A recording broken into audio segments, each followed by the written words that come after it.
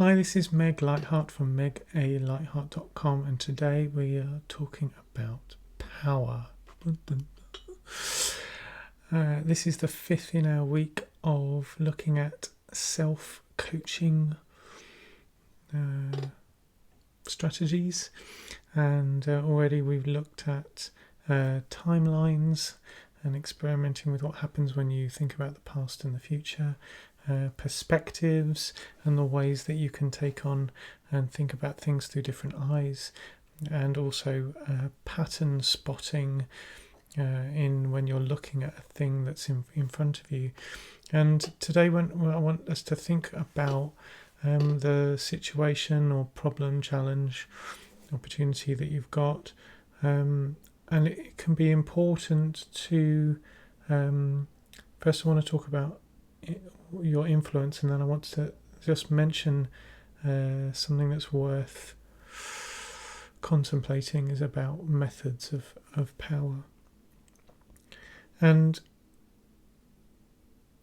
a lot of stress seems to come from when I'm talking to people as a coach about what's inside their ability to strongly influence and what's outside of their ability to strongly influence. And I think some distinctions can really help us here. So pretty much the only thing that's within your very strong influence control is your words and your actions.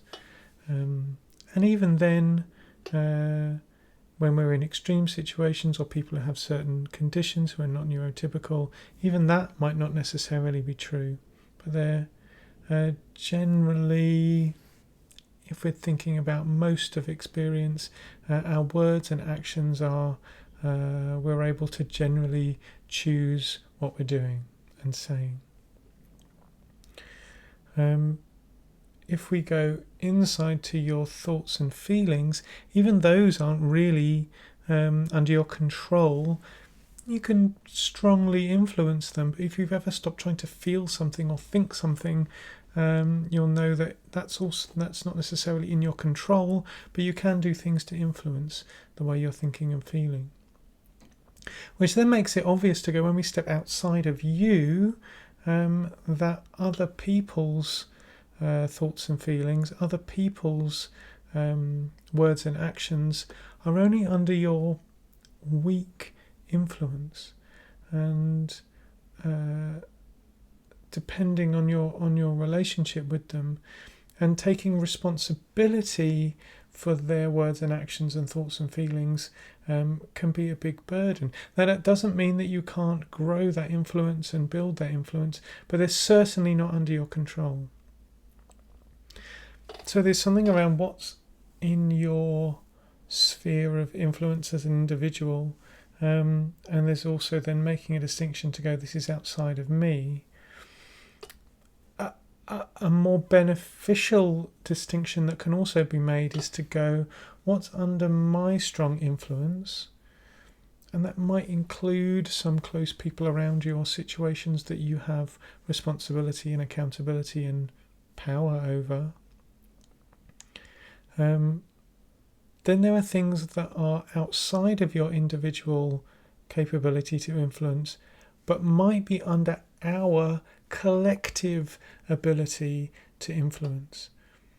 So at the time of filming, we're in the middle of lockdown, and it might seem that what key workers get paid is outside of my personal influence, but that doesn't mean it's totally outside of my influence.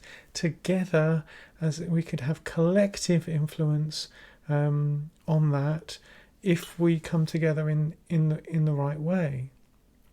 So that distinction can be helpful because particularly Western society wants us to think of ourselves as like the individual, and then society, the world, this thing we can't control. That there's something around individual and collective, and then the world, which can help us to come to decisions that are actually more powerful. So there's what's under my individual influence, that's what's under our collective influence, which again may be medium term.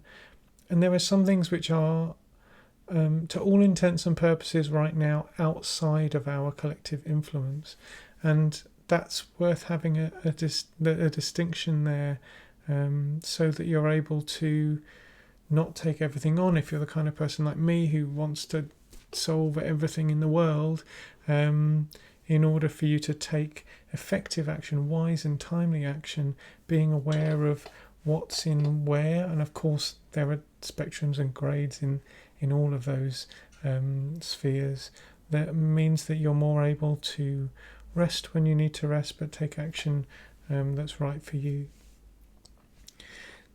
There's also something I just want to add on around power, and there are some distinctions around types of power, and people generally grow one type at the expense of the other. And so there's what you might think of as direct power, telling, taking, doing.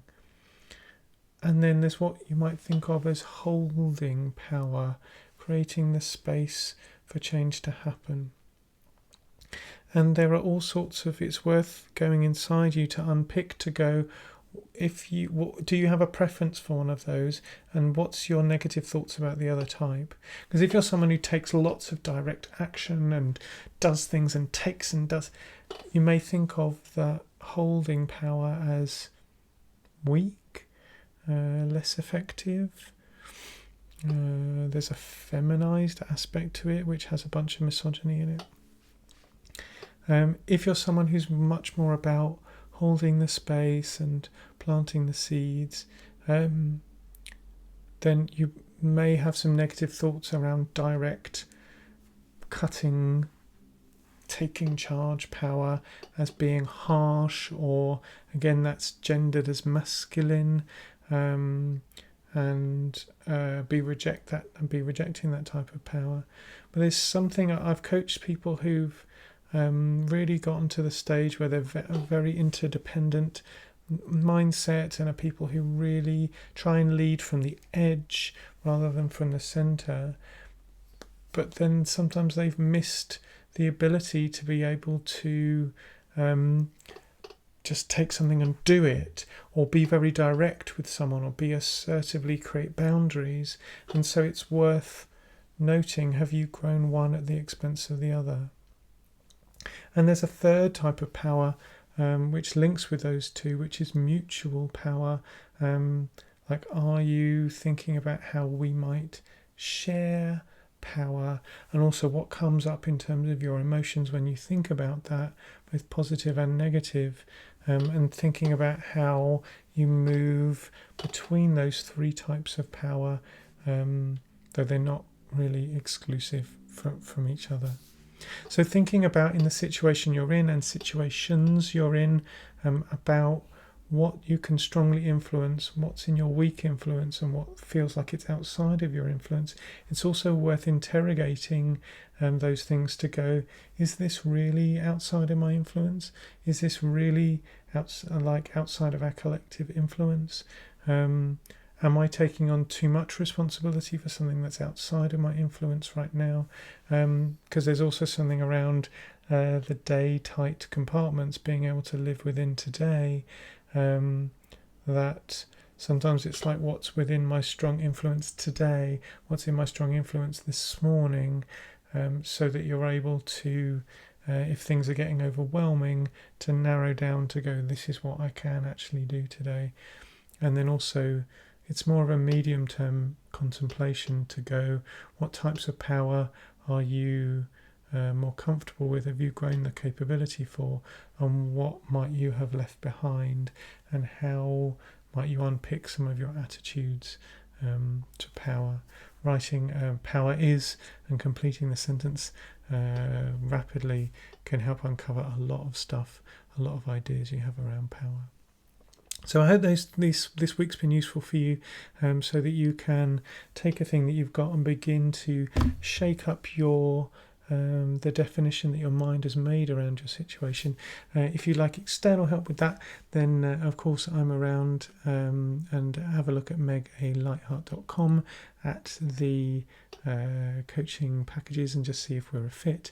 If you're really enjoying these videos and you have some steady income and you'd like to support them, you can become a patron, a monthly patron at patreon.com/megalightheart. And if you're on YouTube, click subscribe wherever you're watching. I'd really love it if you left a comment. Click the like button, helps the algorithms, other people find this, and of course a more direct route for people to find this is to share it with them. So thanks very much. We're going to launch into a whole new topic next week. I've been Meg Lightheart from megalightheart.com, and I'll see you in the next one.